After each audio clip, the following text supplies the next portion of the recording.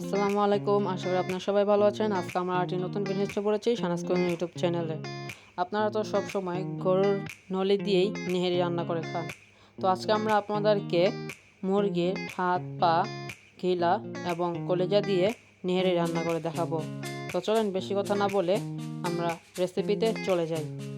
প্রথমে মুরগির হাত, পা, ঘিলা এবং কলিজাগুলোকে ভালো মতো ধুয়ে নিতে হবে।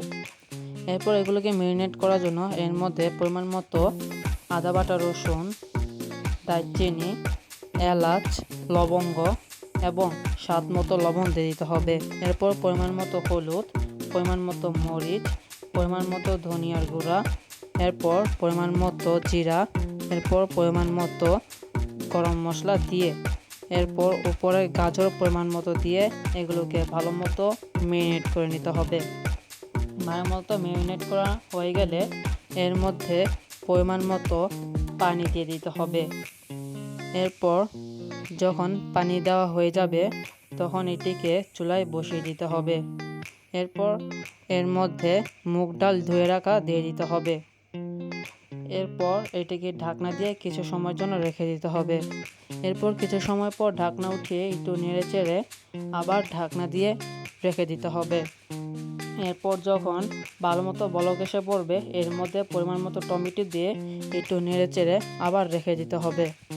এরপর বাগার দেওয়ার জন্য একটি আলাদা পাত্রে পরিমাণ মতো তেল, পেঁয়াজ এবং তেজপাতা নিয়ে কিছুক্ষণ নাড়াচাড়া করে ভালো মতো ভেজে নিতে হবে।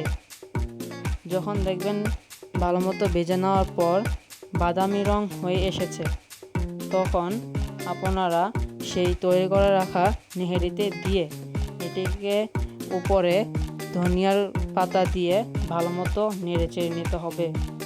এরপর যখন দেখবেন ভালো মতো বলক এসে গেছে তখন আপনারা এটিকে উঠিয়ে নেবেন এবং আলাদা একটি পাত্রে আপনারা আপনাদের মতো পরিবেশন করে নিলেই তৈরি হয়ে যাবে এই সুস্বাদু নেহেরিটি। আপনারা অবশ্যই ঘরে একবার ট্রাই করে দেখবেন এবং খেয়ে আমাদেরকে অবশ্যই কমেন্ট করবেন কেমন হয়েছে। আশা করি আমাদের এই ভিডিওটি আপনাদের কাছে অনেক ভালো লেগেছে।